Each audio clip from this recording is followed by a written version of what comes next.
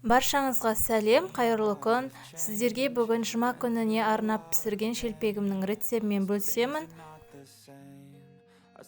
Бұл рецептінің жасалу жолы өте оңай және де жұмсақ болып шығады. Мінекей дәл осындай жұмсақ болып шығатын шелпекті пісіруді бастаймыз. Енді бізге 500 грамдай ұн қажет, оны електен өткізіп аламыз және де бір ас қасық қант саламыз. Содан соң жарты қасық ас содасы мен бір қасық тұз саламыз. Енді бізге жылы сүт қажет, яғни сүтімізді жылытып аламыз.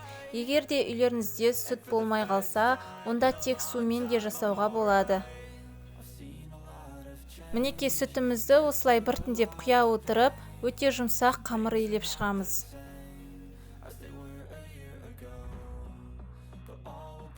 Осы ретпен қамырымызды жұмсақ етіп қолға жабыспайтындай жақсылап илейміз. Егер жабысатындай болса, сәл ұн қосып жібереміз.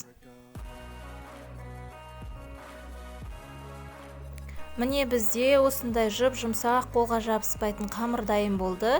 Енді осыны целлофанға салып 30 минутқа қойып қоямыз.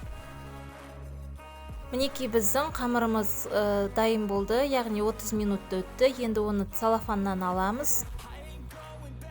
Қамырын астына сәл ұн сеуіп, енді оны осылай ұзынша етіп дайындап аламыз.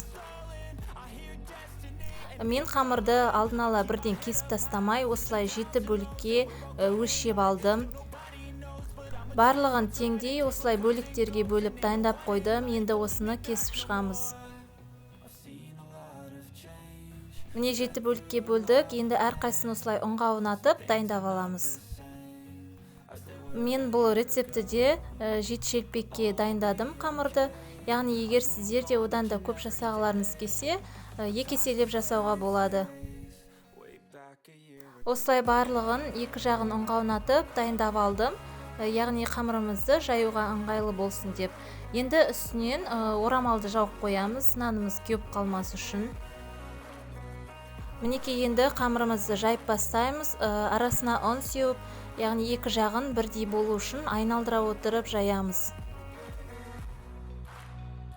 Және қамырымызды қатты жұқа қылмай, осылай барлығын жайып шығамыз.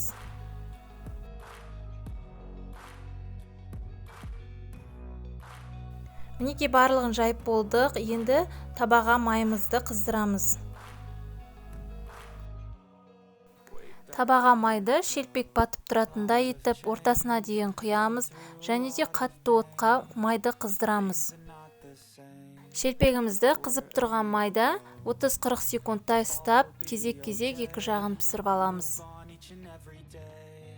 Және де майда қатты көп ұстауға болмайды, себебі шелпегіміз майды өзіне сіңіріп алады. Сондықтан шамалы уақыт қана екі жағын аудара отырып пісіріп аламыз. Мінекей осы ретпен шелпектерімізді пісіріп аламыз. Егер де сіздер қызарған шелпек ұнатсаңыздар, онда қызартып пісірулеріңізге болады.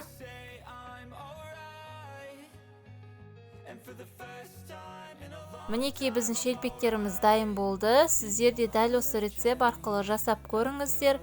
Жұмсақ, өте дәмді болып шығады.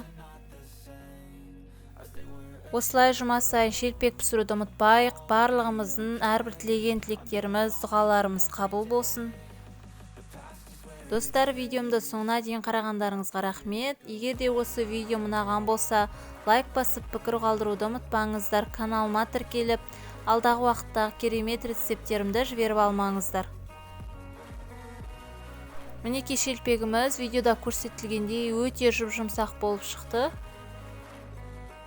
Сіздерге де дәл осы рецептіні қолдануға кеңес беремін. Менімен бірге болғандарыңызға рахмет. Каналыма тіркеліп қойыңыздар.